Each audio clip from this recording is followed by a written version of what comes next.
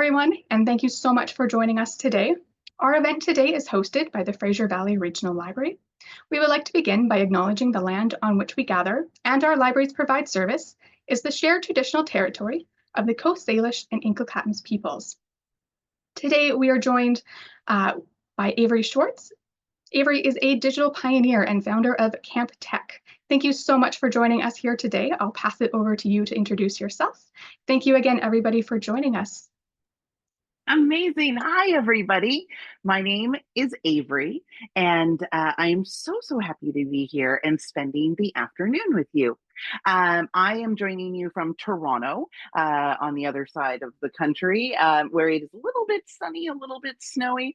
Toronto is the traditional lands of the Anishinaabe, the Huron-Wendat, and the Mississaugas of the Credit, as well as many other Indigenous nations, past and present. So glad to be here in Toronto and also to be joining you in your beautiful hometowns.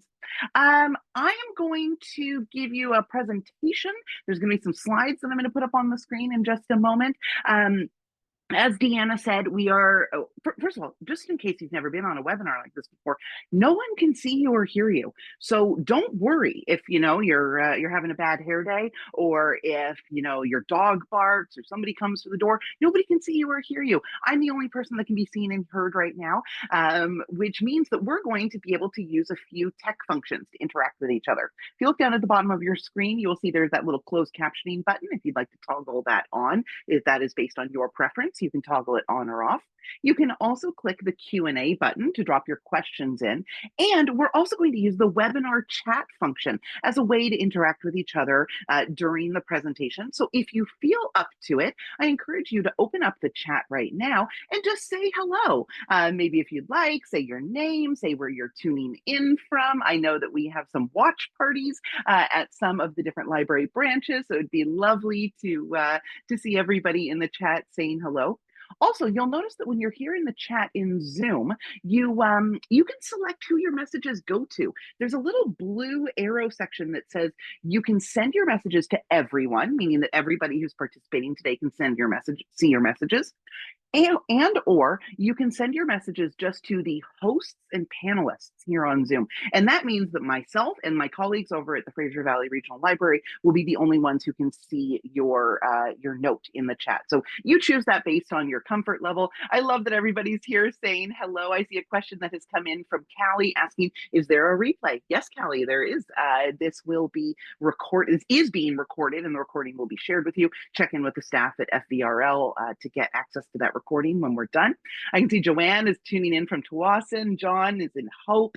We've got Ladner from the Ladner Pioneer Library, the Clearbrook Library. We've got Gail from Vancouver. Maureen is also in Tawasin. So is Christy. Love to see everybody tuning in from all of these beautiful locations. I am now going to start the presentation by sharing my screen with you. So hopefully you will be able to now see a big picture with my face. We've got Beyond the Buzz. If you can't see that, drop a note in the chat saying that you're having issues seeing that. But that is the presentation for today. The first thing that I'm going to put up on the screen actually is this link. And I'm also going to drop this link in the chat right now. So if you check in the chat, you'll see that this is a web link on my website, averyswartz.com. This is all lowercase, averyswartz.com/FVR-AI. If you go to that web link, what's going to happen is you will see the slides. In today's presentation, I have a number of different resources, some links, and some things that I'm going to share with you that you may want to check out later in your own time. So in order to help facilitate that, I have made a version of the slides into a PDF document.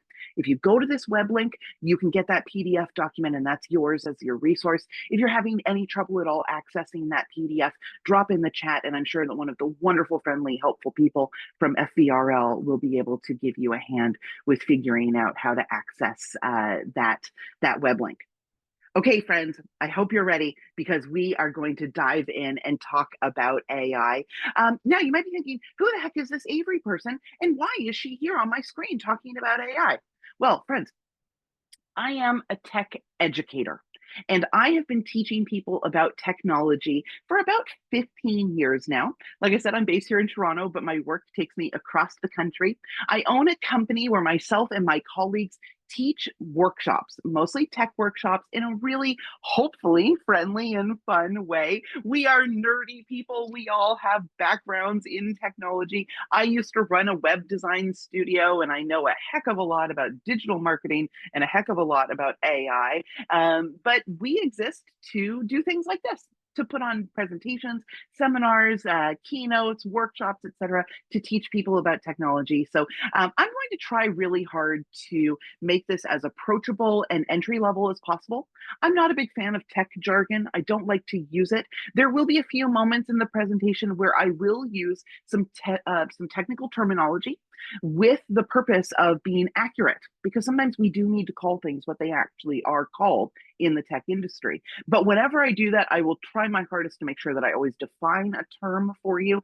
And if you're ever confused about something that I've said and you don't understand what I'm referring to, feel free, jump in the chat, jump in the Q&A, and call me on it. Say, Avery, you need to define that term that you just said. So let's get started. Let's kick this off. I want to start our conversation by making an acknowledgement that AI is everywhere. You may not even be aware of all of the areas where AI is around us. We tend to think that AI, in particular, there are some new types of AI that we're going to talk about, that they tend to be something that's just been in the last couple of years since ChatGPT came on the scene. And we're going to talk about ChatGPT in just a little bit. But AI itself has actually been around for 75 years. It is a phrase that means AI stands for artificial intelligence. And that is a phrase that was coined in the 1950s. The definition of artificial intelligence is quite broad. The technical definition of it is that it's a field of study in computer science having to do with any computer system that tries to replicate or imitate human intelligence.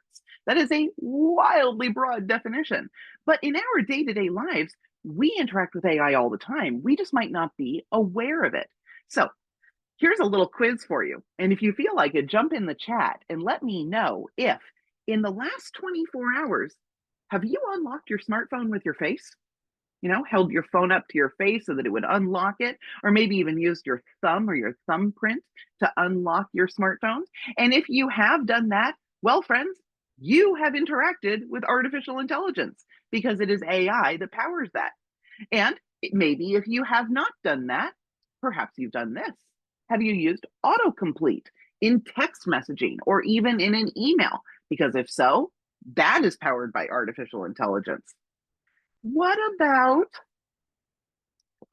scrolling social media? If you've scrolled social media in the last 24 hours, jump in the chat and tell me about it, because I'm sure many of you have. I know I have. I love to scroll social media, probably a little bit too much than is healthy for me, but I do love to scroll social media. And the algorithms that are at play in social media, which help to choose what is shown to us, what appears in our news feeds on social media platforms, those are powered by artificial intelligence.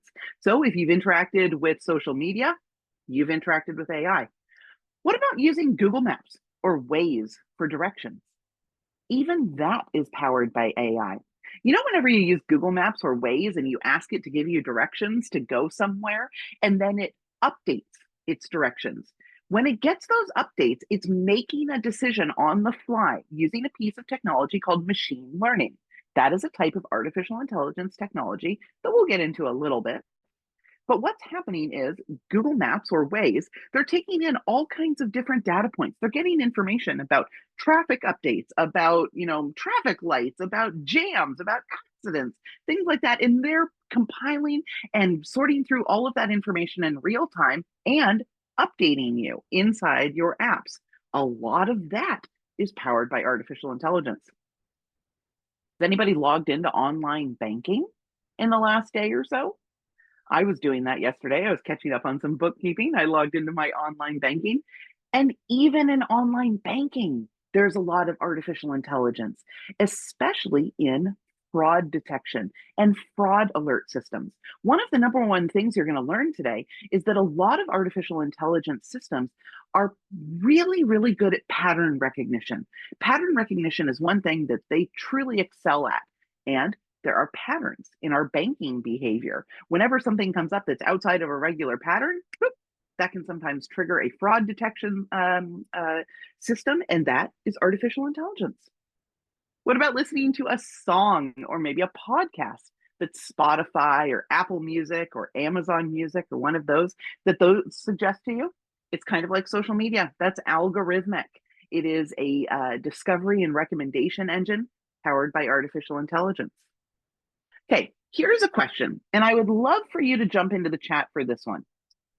Have any of you experimented recently with doing some very lightweight photo editing, particularly on your smartphone? Things such as removing something from a photo or adding a filter to a photo, tuning up a photo.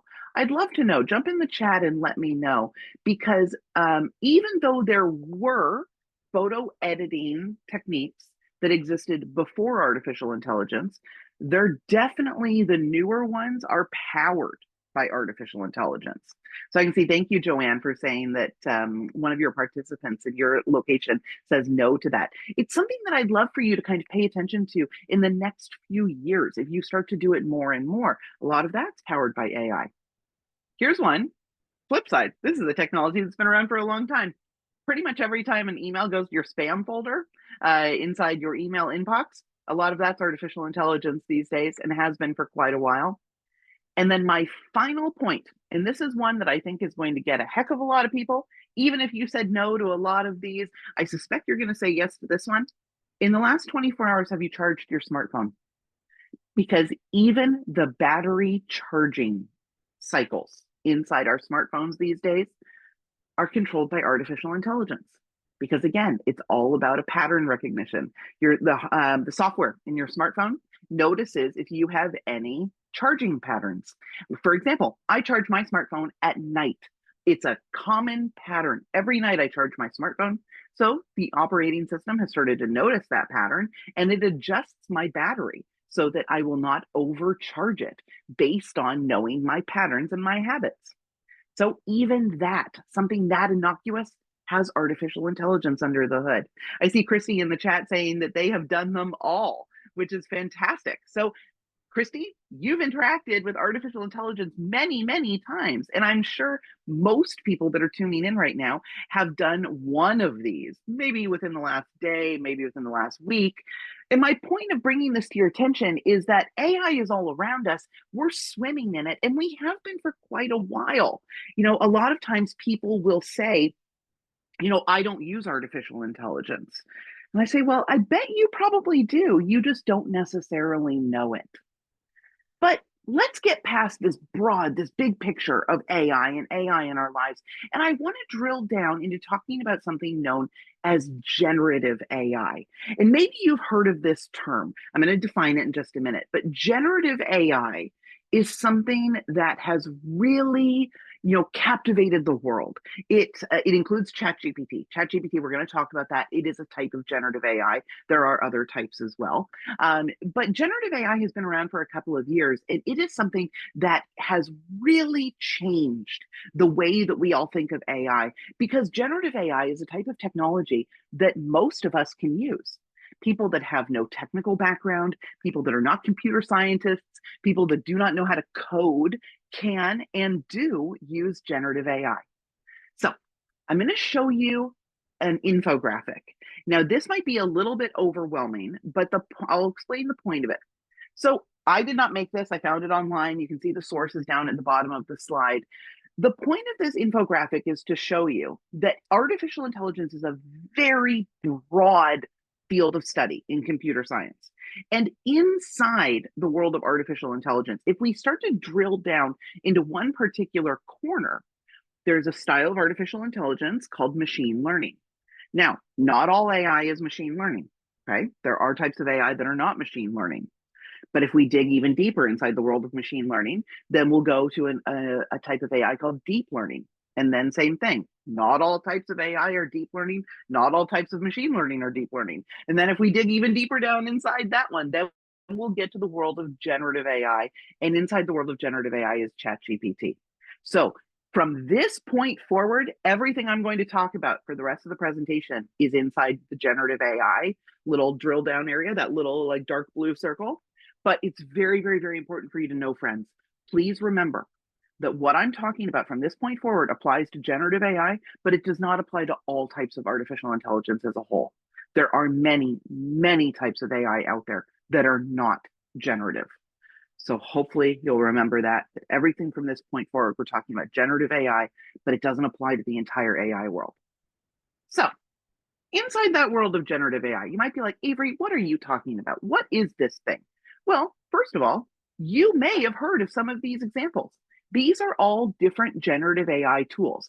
These are mostly, this is software. You can think of this as software, okay? You may have heard of the first one, ChatGPT. Now, what I would love to know, please jump in the chat right now if you'd like. Let me know by saying yes or no, or giving me the thumbs up emoji or whatever you'd like. I want to know, have you used ChatGPT? Have you given it a try at least once?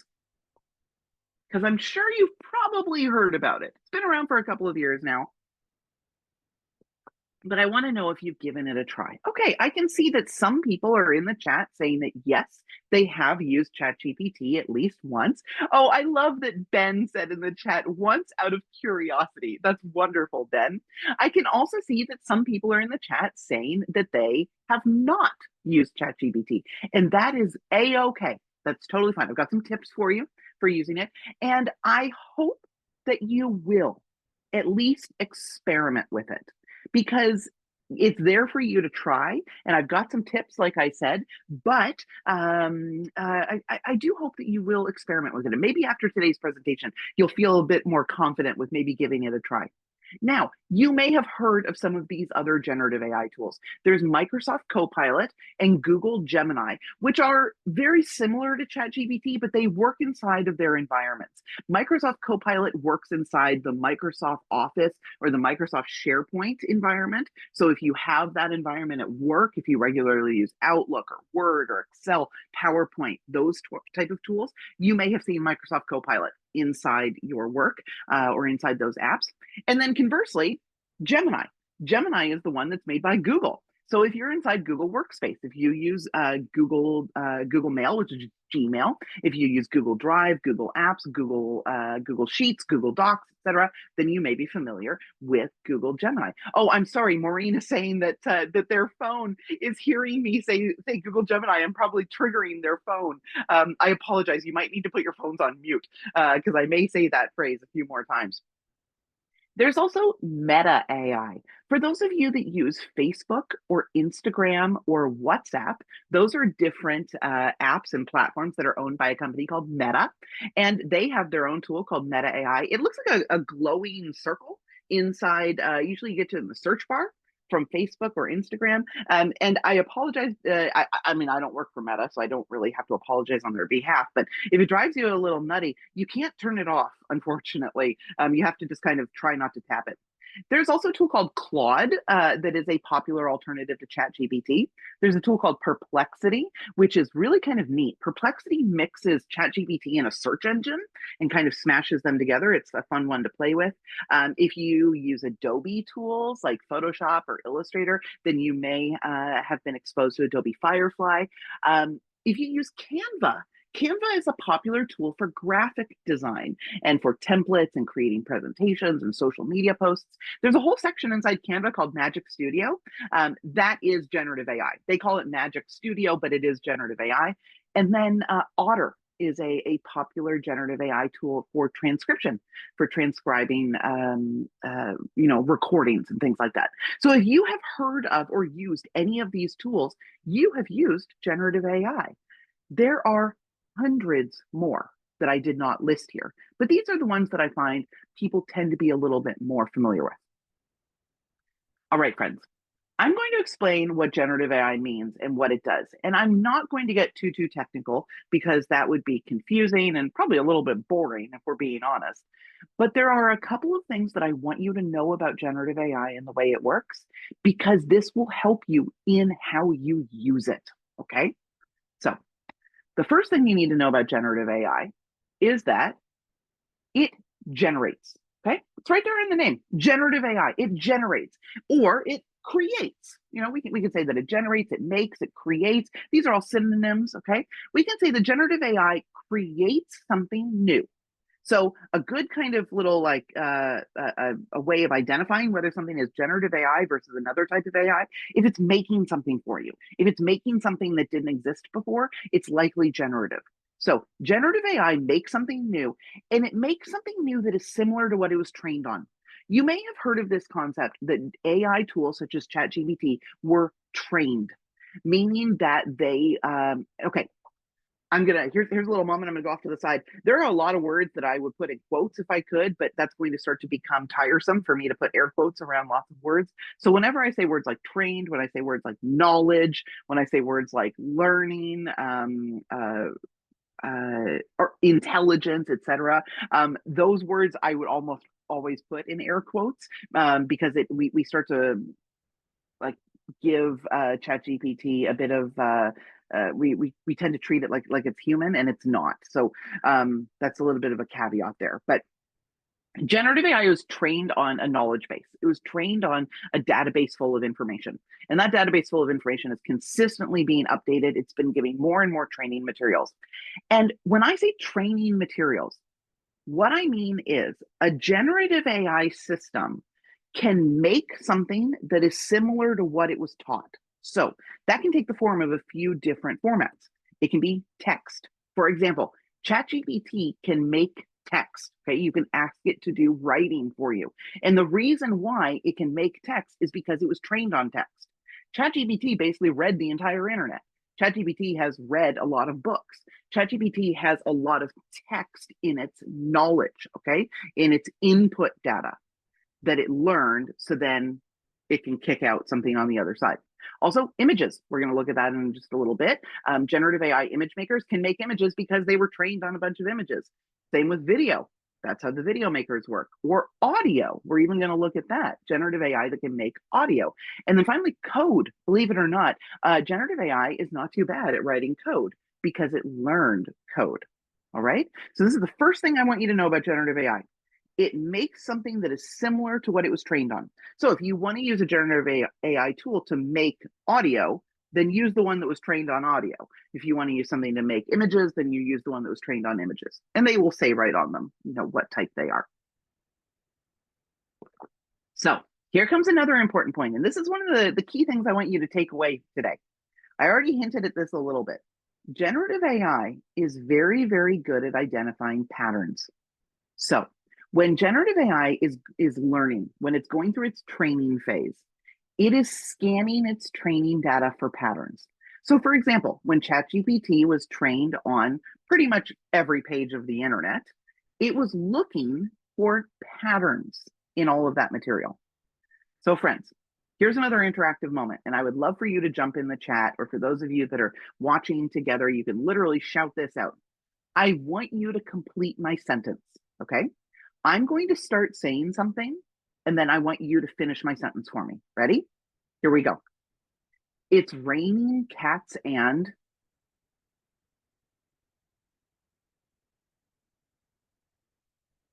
Thank you for those that jumped in the chat. You're completing my sentence by saying dogs, okay? That is the common completion to that phrase. Thank you. Let's do another one, okay? I'm going to start saying something. You finish my sentence. Better late than... never. Yeah, I can see that in the chat as well. Thank you. So you just proved my point, friends.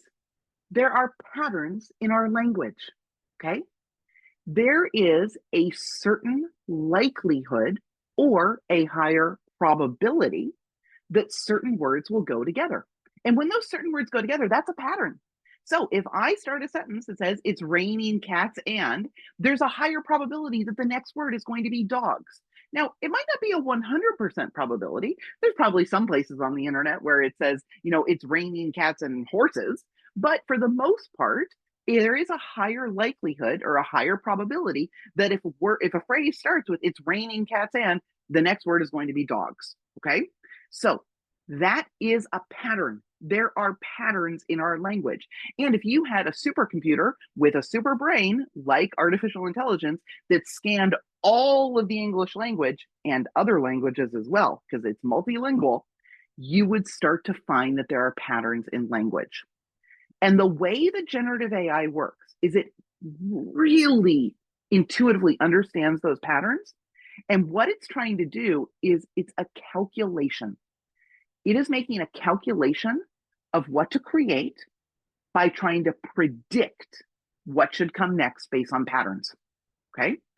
So ChatGPT works by finishing the next word in a sentence, by finishing the next sentence in a paragraph, by finishing the next paragraph in an essay, etc.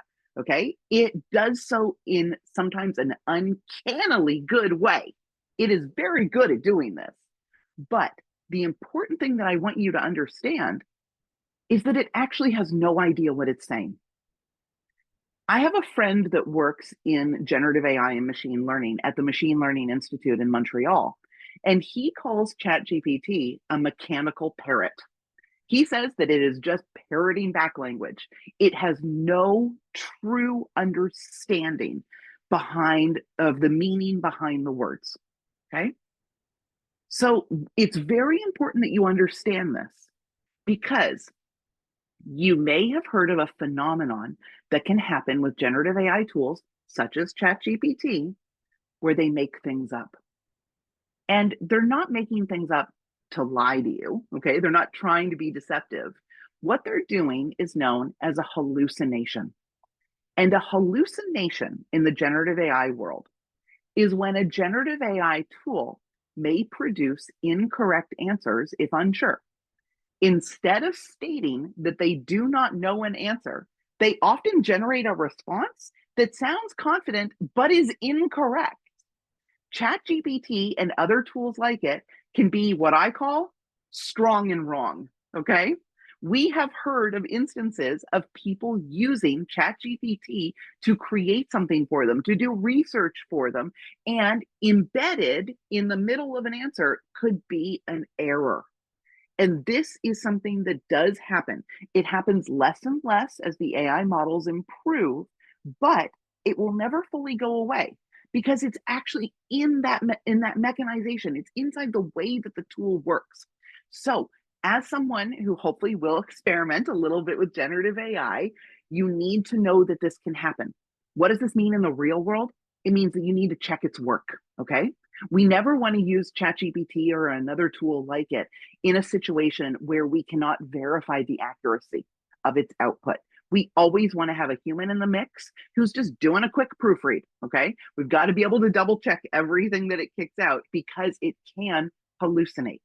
And this hallucination, it's funny because even if you were to ask it and say, hey, ChatGPT, are you sure that's correct?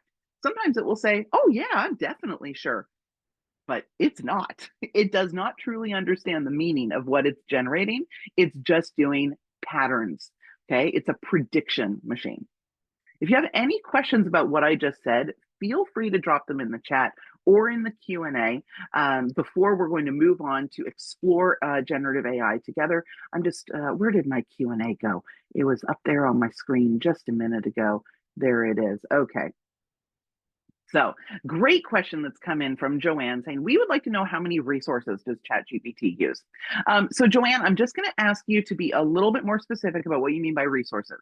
Are we talking about the resources of what went into its training material? Or are we talking about resources like environmental resources, energy and water in particular for the computing power of ChatGPT? So jump back in and ask me that question. I'll keep going, but I'll check in the chat or I'll check in the question.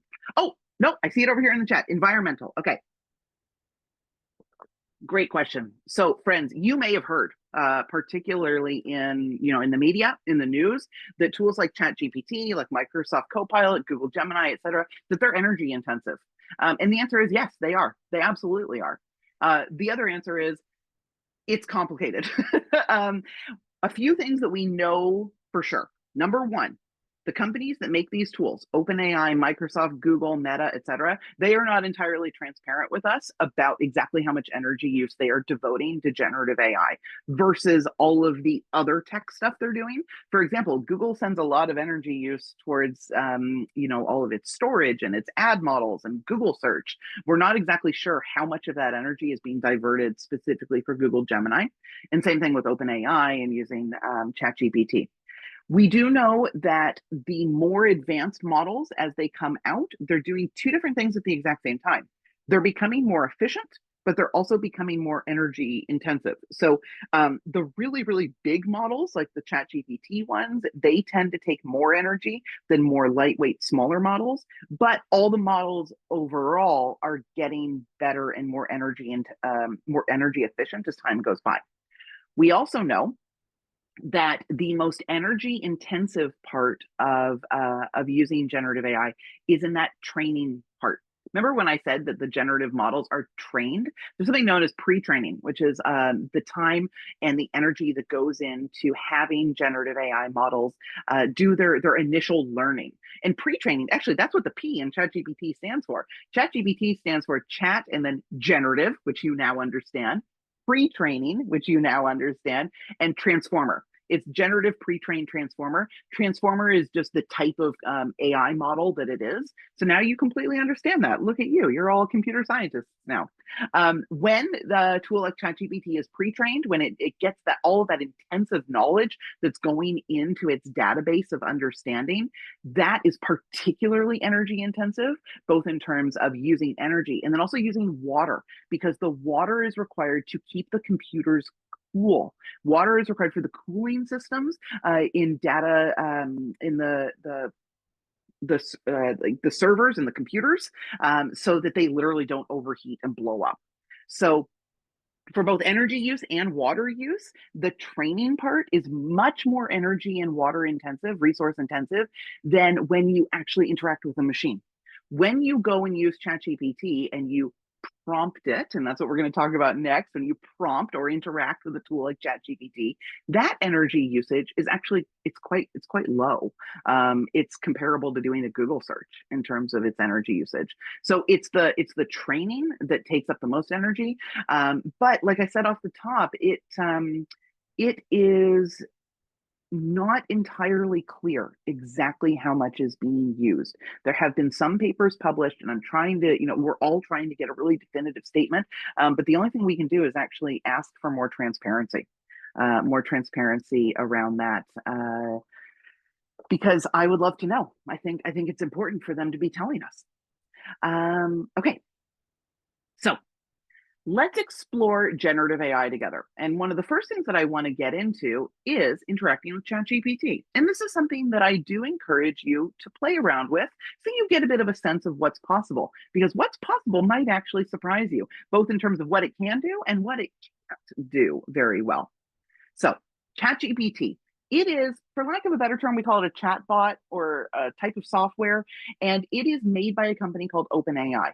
Most people interact with ChatGPT by going to the website, chatgpt.com. It is free to use. There are paid plans, and if you go on a paid plan, you get more features, but the free version is great. You don't even have to have an account to log into ChatGPT. You can just start using it right away.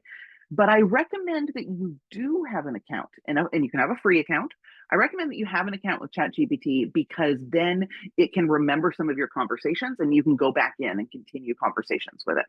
Now, some of the other tools that we talked about, everything I'm about to say about ChatGPT also applies to these. So when you use Google Gemini, Microsoft Copilot, Meta AI, or Claude, everything I'm about to teach you about ChatGPT also applies to them. So it's all totally the same. They're very comparable in terms of what these tools do. For those of you that have experimented with ChatGPT, my next point may resonate with you. And it is that I find that when most people first use it, they think it stinks. And that's because you've probably heard that it is really powerful and really cool and that it can do all kinds of great stuff. And then when you go to use it, you kind of think, is that all this thing can do? It might also be because ChatGPT needs to be trained to be effective. Okay. It comes into the first conversation you have with it with all of its pre-training knowledge, but it doesn't know anything about you. It doesn't know how you like things written. It doesn't know what format you like things. It doesn't know, what words you do and do not like to use. All of this stuff, all of these details that can help improve ChatGPT to get better at writing and creating things the way that you want them to be created. So, when you interact with ChatGPT, you are doing something known as prompting. Okay. You are prompting or starting the conversation with the system. And the number one thing I can tell you about prompting is that the quality of your prompt will directly determine the quality of the response. I find that when most people get started with ChatGPT, they're a bit vague in their prompts. They give kind of broad, general, vague prompts. And there's nothing wrong with that. But you'll find very quickly that if you give ChatGPT a broad, vague, general prompt, you're going to get a broad, vague, general response. So, in order to make your prompts a little bit better, you want them to be more clear. You want them to have more detail. And sometimes that means you have to take a few minutes to construct a prompt before you put it into ChatGPT. I find that the best prompts have these four components. I'm going to tell you what the four components are, and then I'm going to very quickly move into showing you an example because the example will really help drive this home. Okay. The four components I like for ChatGPT are roles, context, a question or task, and instructions. And then bonus, the fifth thing, provide examples. If you can give the system an example of what you'd like, it really helps it to narrow in and get specific and give you exactly what you're looking for.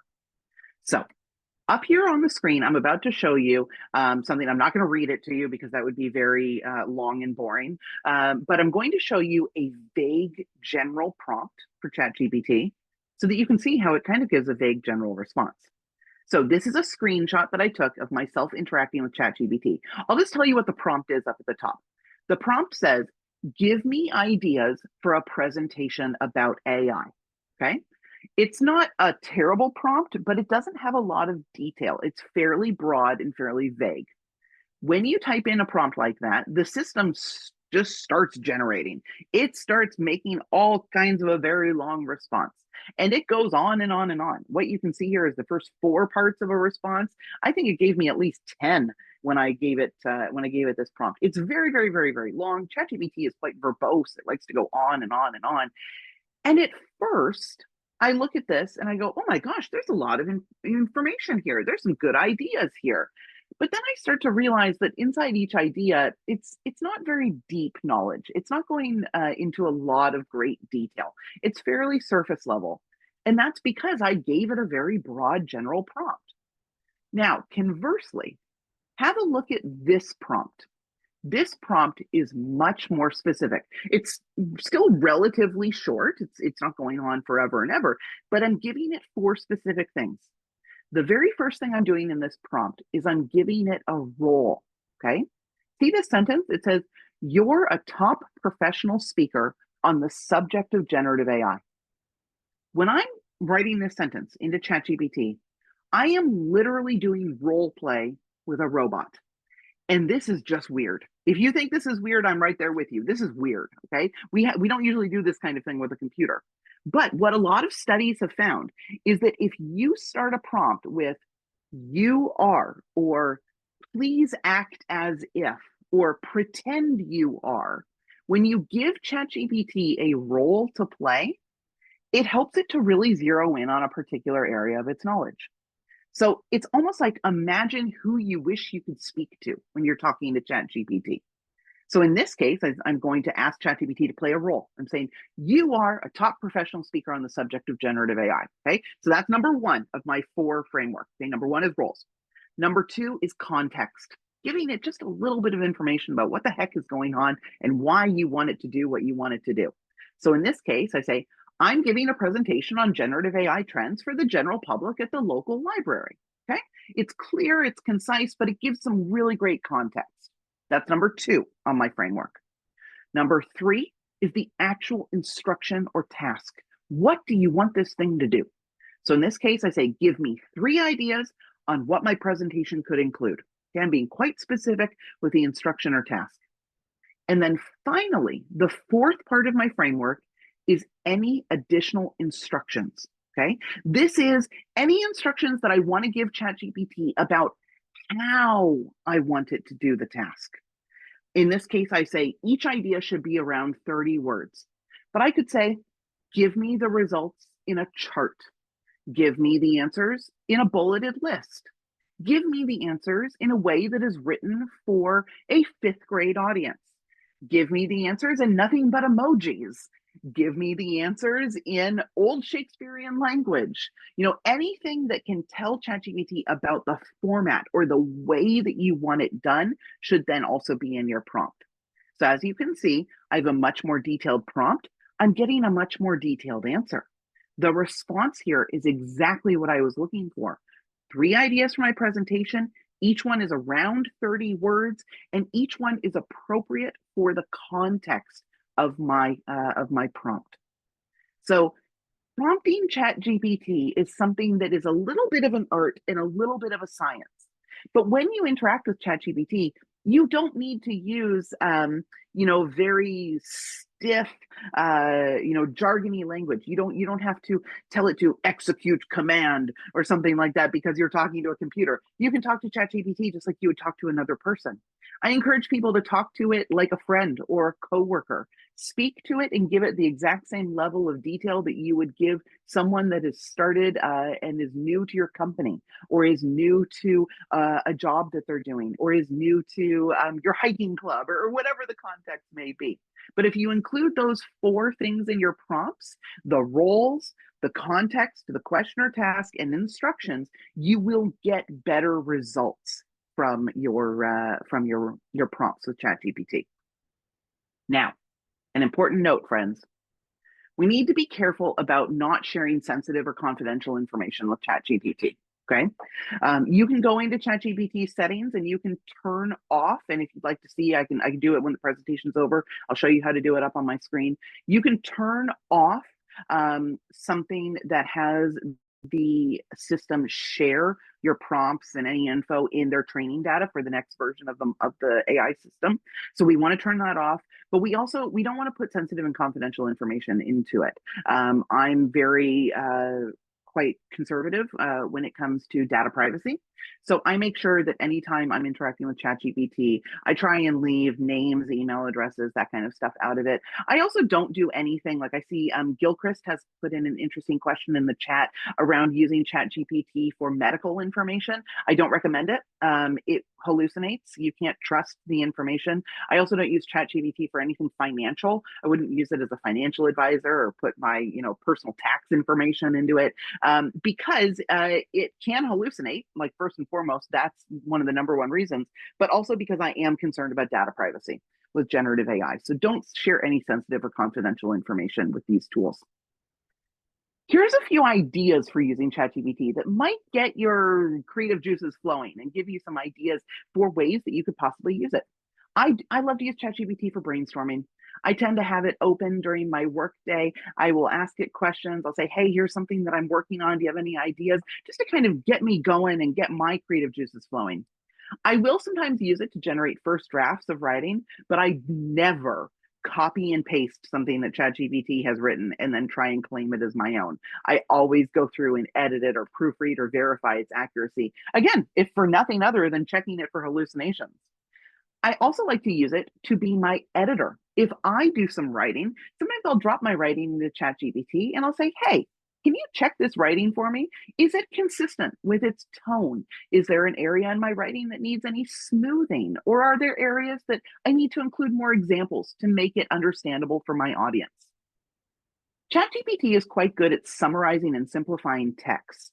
If you had, a very complex document, this is something that you can do on the free version, but you'll hit the paywall pretty quick when you add file attachments to your chats. But you can definitely do this more on the paid version. You can add an attachment and say, can you summarize or simplify this for me? I like to use ChatGPT as a study buddy with my child. I have a child who's a teenager who's about to enter high school next year. They're just finishing up middle school here in Ontario right now. And sometimes we use it to create quizzes for them to prepare for tests. Also, to help them remember what to study for before a test. It's really, really good at that. And it's a fun way to use it.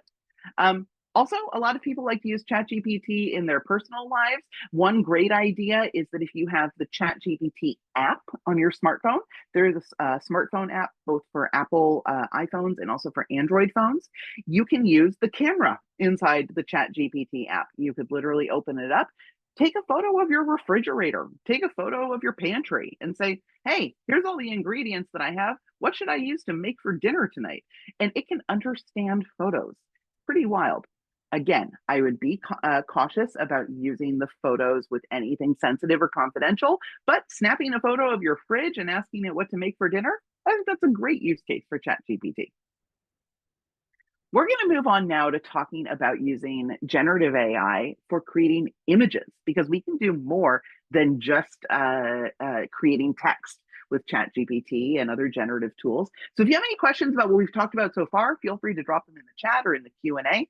Otherwise, I'm just going to keep moving on. And now we're going to look at using it for images, which is kind of an interesting use case. Also drinking some water because I'm talking a lot. All right. So I'm including this slide for you in the presentation purely so that you can go and check these out in your own time. There are many, many different tools out there that you can use to create images using generative AI. These are some of the most popular ones, but this is by no means an exhaustive list. There are many, many more out there, so you can check these out if you'd like. But they all do pretty much the same thing, and that is what you see here on the screen. You prompt them with a piece of text by asking them what to make, and then they create an image for you. So in this case, I gave a prompt. I said, make a cartoon style illustration of a golden retriever holding hands with a corgi. Okay. And then within about maybe 20 seconds or so, this is the image that I was given.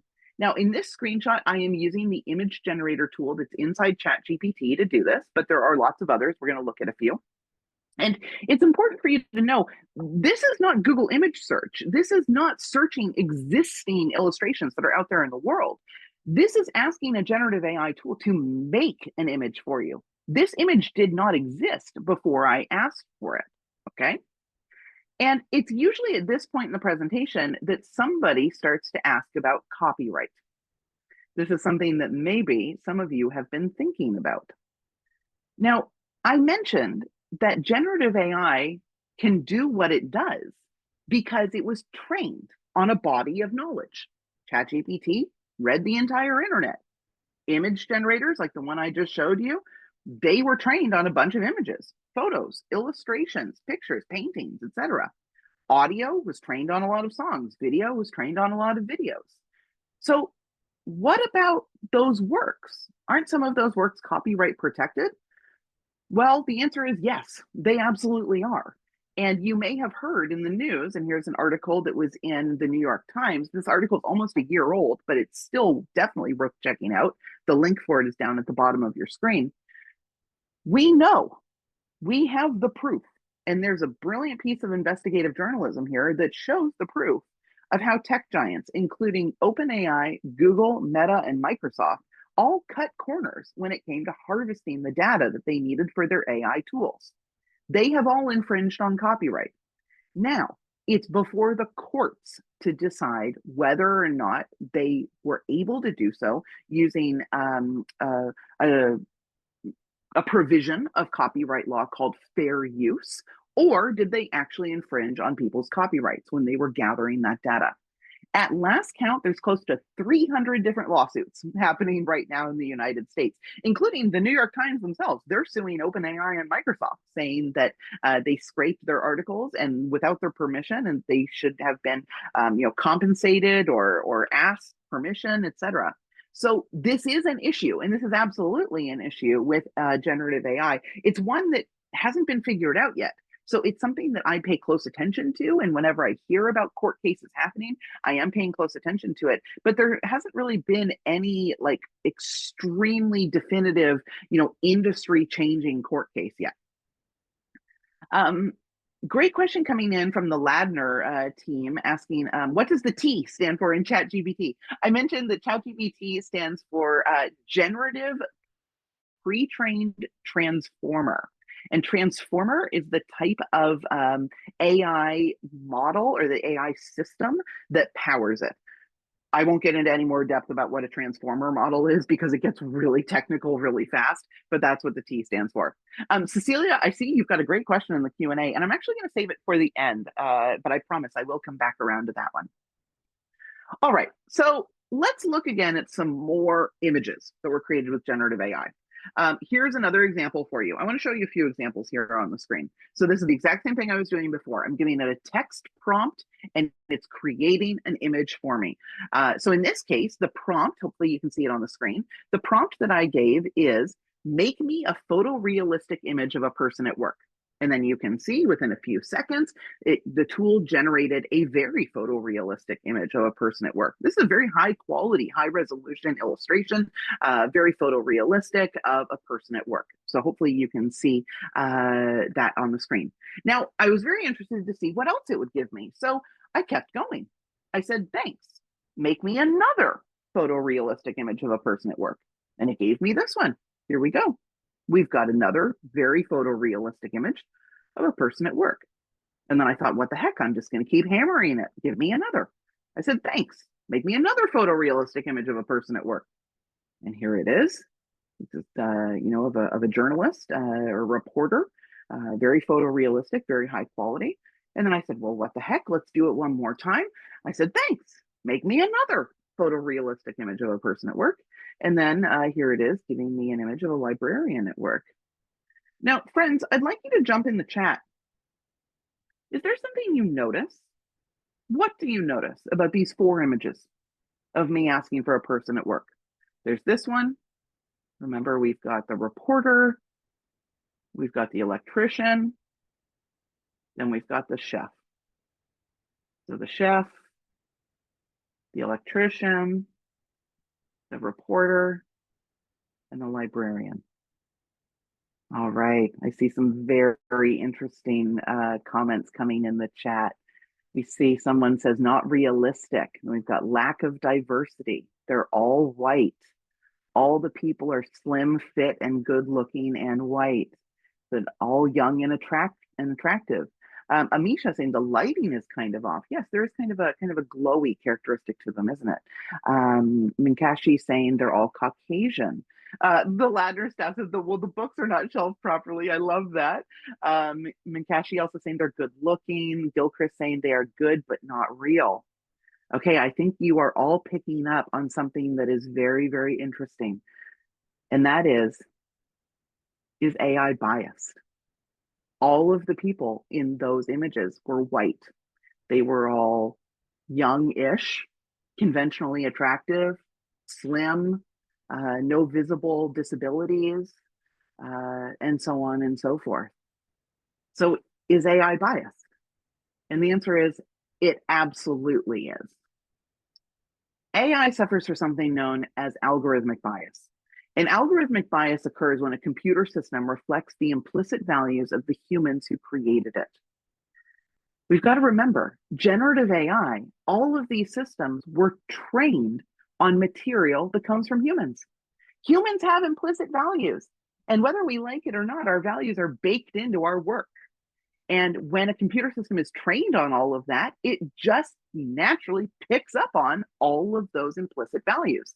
Then when we interact with generative AI systems, we're doing something called reinforcement learning. When we prompt them, when we are interacting with them, we're putting even more of our implicit values into the system when we're interacting with it. So algorithmic bias is inevitable. It's impossible to avoid. One thing you can do is you can try and counteract it. And how you counteract algorithmic bias is in your prompts. So when I prompted the system to give me these images, I was doing it on purpose. I was trying to get this result because I knew that this is probably what was going to happen. But I was a bit vague. I said, make me a photorealistic image of a person at work. I could have asked for a racially diverse person. I could have asked for someone who is, of a different age. I could have asked for someone with a visible disability, and so on. That's the best way to counteract algorithmic bias, is to watch out for it and to try and counter for it with your prompts. Okay, I've got two more things that I want to show you before we just kind of end the presentation and move to open questions. And I see some wonderful questions that are coming in the Q&A, and I can't wait to get to them. But let's do a few more things first. So we've looked at generative AI systems that can create text, like ChatGPT. We've looked at generative AI systems that can create images. Now, what about generative AI systems that can create audio? Because these exist as well. And now I want to move into a section where I'm just going to show instead of tell. So you can see what's possible here. I used a generative AI audio system called Udio. So it's like the word audio, but I'm taking the A off the front. So this is Udio. Okay. And inside Udio, I was on a free trial. I did have to sign up for an account, but it didn't cost me any money. And I put in a prompt. And in this case, my prompt was a bubbly, catchy pop song about a library.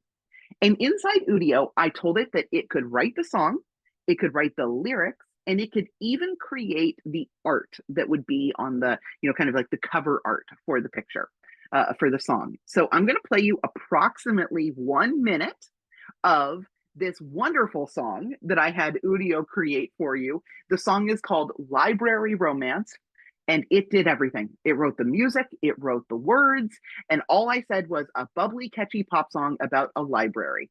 So here it comes.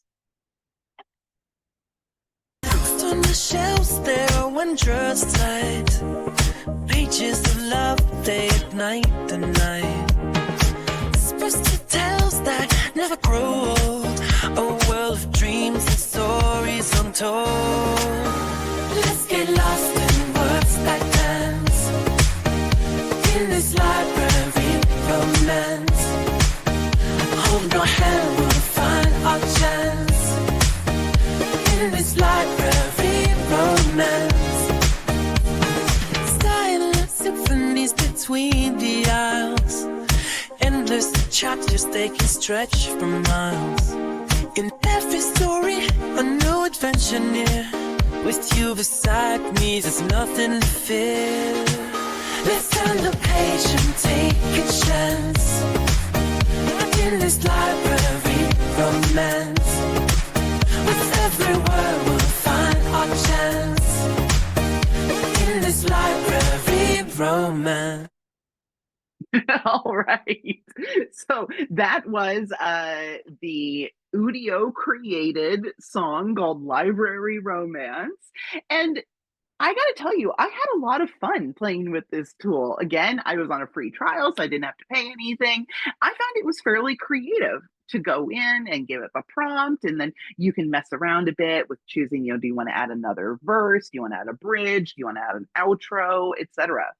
Now, it's one of these moments where we have to balance how it can actually be quite creative to play with AI, but we also have to remember that the only way that this tool exists is because it was trained on human art. Okay, it was trained on music, and that's how it can create its own music. So I'm always feeling in my work that there's this push-pull. There's a push-pull between knowing that it was trained on human work and not necessarily wanting to replace human work, because I do think that human art is very important, but then also knowing that it is fairly creative and kind of fun to be able to play with this. So again, it's one of these things that it's free, it's easy to access, you don't have any technical knowledge to use Udio. So if you'd like, mess around, see if you can make your own song. Now, I would love to show you a video that was created with generative AI, because this is kind of the bleeding edge of the frontier of what's possible with this technology. There are video tools with generative AI that are getting better every day, that you can literally give them a prompt and they will create a video, the same way that I could give the image tools a prompt and they would create an image. But instead of showing you one of those, I actually wanted to show you a slightly different way of using video with generative AI. And this is for the purpose of translation.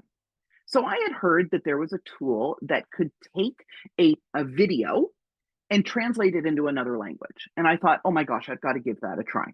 So I used a tool, and I've got a link for you on the next slide that goes to exactly what this tool is. It's made by a company called HeyGen, and the tool is called Video Translate. Again, I've got a link for you for HeyGen Video Translate.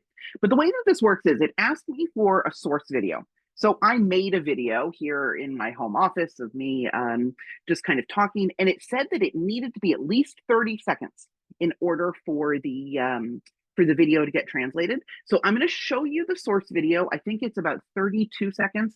I'm a little bit rambling in the video. I apologize for that, but I was literally just trying to make a video that was at least 30 seconds long. So let me start by showing you the original. All right. Here's the original video of me speaking English. Hi, my name is Avery, and I am trying out some new AI tools. Let's see if this one can translate my voice into other languages. Here's the original video. This is me, Avery. I'm in Toronto, Ontario, Canada, and I like learning more about technology. I also like to go hiking, and I love to grow flowers in my garden. So let's see if this video is long enough and see what happens when it gets translated. Let's go. All right, so that's the source video. I took that video and I put it into this tool called HeyGen Video Translate. I've got the link on the next slide. And it asked me to choose a language that I wanted it to be translated into. And it had a number of different ones that I could choose from. I specifically chose a language I do not speak, and I chose a language that's very different from English. I chose Korean. And in approximately about 7 or 8 minutes, it kicked out another video for me. And I want to show you what it made. Oh, no, that's the English one. Hi, Whoops. my name is Avery. Okay, here we go. Here's the Korean one. This is what it made. 안녕하세요. 제 이름은 에이버리입니다. 새로운 AI 도구를 시험해보고 있습니다. 다른 언어로 번역 가능한지 확인해보세요. 원본 비디오는 여기 있습니다. 나는 에이버리입니다. 캐나다 온타리오 토론토에 있습니다. 그리고 나는 기술을 배우는 것을 좋아합니다. 나는 등산도 좋아하고 정원에서 꽃을 키우는 것도 좋아합니다. 정말 좋아해요. 비디오가 충분히 길고 번역되었을 때 어떻게 되는지 확인해 보겠습니다. 가자, 안녕히 가세요. Isn't that wild? You can see there on that slide, that's where I've got the link that goes to the tool if you wanted to play with this yourself. Now, you've been listening to me for about an hour now. You see how good that tool is at getting my voice. Like, it got the voice perfect. I don't speak Korean, so I don't know how good the translation is. I did ask a friend who does speak Korean, and they said that they thought the translation was actually quite good. That it's not like a picture, like a total perfect, native speaking translation, but that it was quite good. They said that for a quick tool like this, it did a great job. I love that my mouth is moving as if those words are coming out of my mouth. It really is quite high quality. Now, I can think of all kinds of applications where this would be so helpful. Imagine, you're trying to translate something in your personal life, maybe when you're traveling, maybe in work, you've got to translate different videos and things for, we live in a bilingual country. Then there's also, of course, many indigenous languages as well. This sort of use of AI is wildly helpful. But again, it's always that push-pull, right? Because the type of technology that powers this video translation, well, this is also the type of technology that powers deepfake videos. You may have heard of deepfake videos. They are the ones that are people use with the intention of trying to deceive or to spread misinformation or disinformation. So again, in my work, I always find that push-pull. There is this absolute, true, utility of a tool like this. And I can see how this can be used and how it can be wildly helpful. But I also know that this is the kind of thing that can be used to spread misinformation. We are living through a moment that feels like this, aren't we? Where it seems like every company out there is making some AI solution and they're shoving it in our face. And sometimes it feels like we are up against the wall and AI is in our face like a giant tuba, isn't it? But it's in these moments that I pause for a moment and I realize that we are in a moment of transition. And I like to think about what's possible. I also like to think about what all the good that can be done with this kind of stuff. I also think about some of the harms that it can cause. But I think it's important to stay educated and to stay on top of it, to stay aware of what's going on, to read the news, to ask our elected representatives what they are doing in the face of AI, to talk to each other, to talk to your library, where there are wonderful people who are thinking about this stuff and can help you as you experiment with it. It is a really interesting time to be living through this transition into a more AI enhanced world. But I encourage you to stay open, to stay curious, to play with it. The only way you can ever really know what it's truly capable of is to experiment with it yourself, and to continue talking about it and asking questions. So I've got a few more slides of just resources and things that you can check out in your own time, and then we're going to open this up for questions because I know you've got some great questions there. So articles and online references. These are all fantastic. I've included these links here for you so you can check these out in your own time. I will also share the link to the slides again in just a moment so that you've got that if you didn't get it before. Online news.